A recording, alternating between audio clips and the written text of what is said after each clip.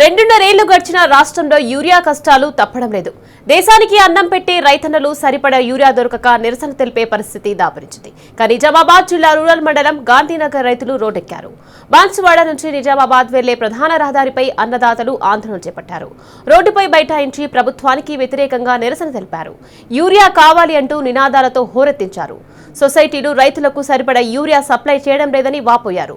App విధానం ద్వారా యూరియాను book చేసుకోవడం కష్టంగా ఉందని, మాన్యువల్ గా యూరియాను అందించాలని కోరారు.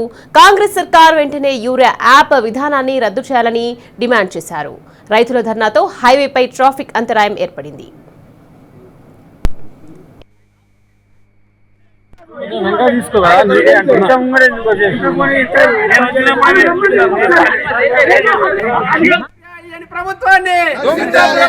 ప్రతి రైతుకు ఇప్పుడు యూరియా అవసరం ఉంది. ఈ గవర్నమెంట్ రైతుకు సప్లై చేయలేకపోతున్నది. కావున కంపల్సరీ ప్రతి రైతుకు యూరియా కావాలి. బుకింగ్ సిస్టమ్ పెట్టిండు కొత్తగా. ఆ బుకింగ్ సిస్టమ్ మొత్తం ఫెయిల్ ఉన్నది. ఆన్లైన్ ఇప్పుడు రైతు దగ్గర ప్రతి ఒక్క రైతు దగ్గర స్మార్ట్ ఫోన్ కావాలంటే ఎక్కడ ఉంటుంది? వాళ్ళకు స్మార్ట్ ఫోన్ ఉన్న వాళ్ళకు బుకింగ్ చేసే విధానం తెలుస్తలేదు. దీని ద్వారా రైతులకు కష్టాలు వస్తున్నాయి.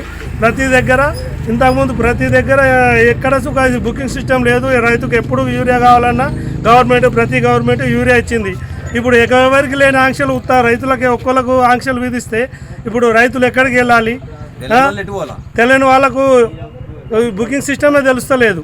యూరియా అవసరం ఉన్నది. పంటకు అవసరం ఉన్నప్పుడు యూరియా మిగతా వాళ్ళకి లేని ఆంక్షలు, ఒక కార్పొరేట్ వాడికి ఆంక్షలు లేవు, ఒక బిజినెస్ చేసేవాడికి లేవు, ఎవరికి లేవు. ఒక రైతుకే ఆంక్షలు ప్రతి దాని మీద.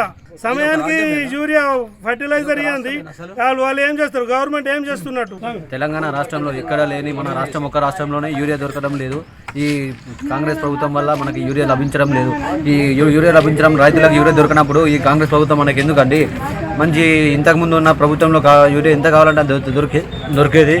మరి ఇప్పుడు ఈ రేవంత్ రెడ్డి ఈ పరిపాలన చేస్తున్నటువంటి రైతులకే బాగా నష్టం చేస్తున్నాడు, రైతులకే బాగా ఇబ్బంది పెడుతున్నాడు. కాబట్టి రైతులందరూ కలిసి ధర్నా చేయాలని చెప్పేసి మేము ధర్నా చేస్తున్నాం. ఇక్కడ రాజపల్లి గ్రామంలో సొసైటీ దగ్గర ధర్నా చేస్తున్నామండి. ఈ రేవంత్ రెడ్డి పాలన దించేయాలని చెప్పేసి మేము కోరుకుంటున్నాము. ఈ రైతే రాజు అంటారు కానీ రైతు ఎక్కడ రాజు లేడండి. ఇప్పుడు ఒక బిజినెస్ మ్యాన్ కానీ, ఇప్పుడు నాయకుడు కానీ, రాజకీయ నాయకులే బాగుపడుతున్నారు కానీ ఒక రైతు బాగుపడే పరిస్థితి లేదు. ఇప్పుడు యూరియా దొరకనటువంటి పరిస్థితి మా రైతాంగానికి ఉంది.